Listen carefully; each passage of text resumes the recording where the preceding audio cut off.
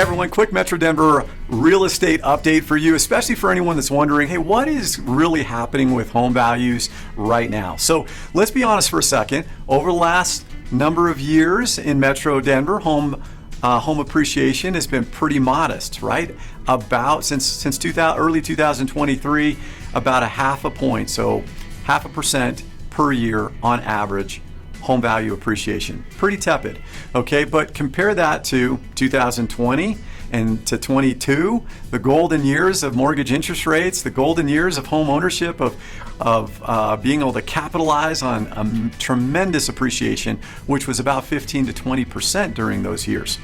The reality is that the average is about 4% for Metro Denver per year, okay? That's the historical average. But here's the other important thing, that real estate is extremely localized and segmented.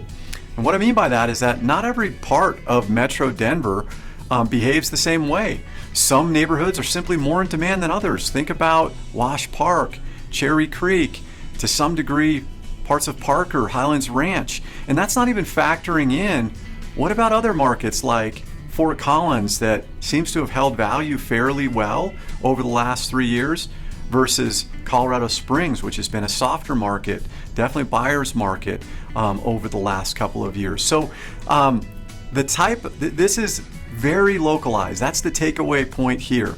But on top of that, the type of home you buy matters too.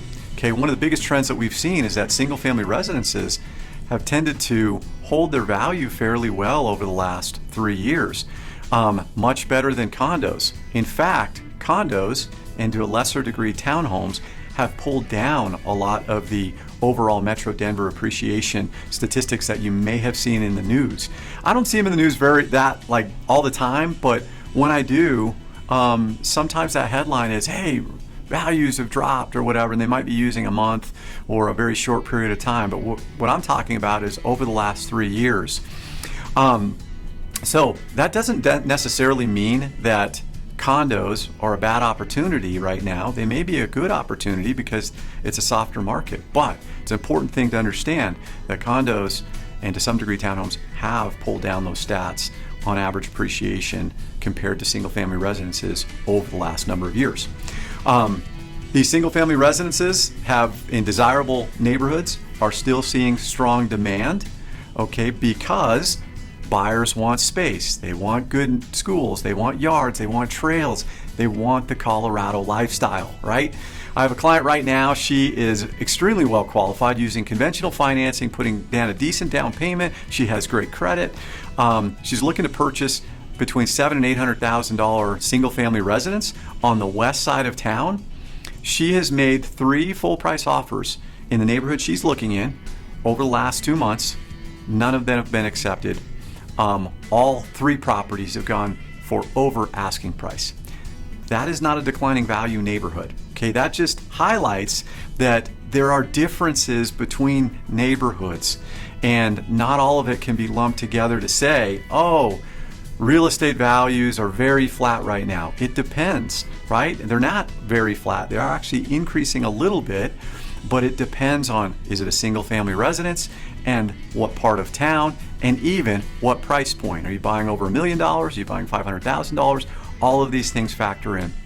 So don't get too caught up in the occasional, kind of clickbait headlines about falling home values. Again, I see it from time to time. The real story is much deeper and far more nuanced than that.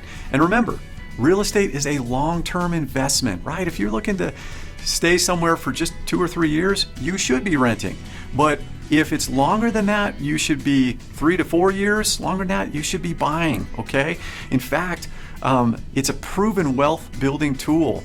Homeowners, here's a stat for you, homeowners are about 40 times higher in their net worth, in their wealth, than renters on average. 40 times. Think about that statistic.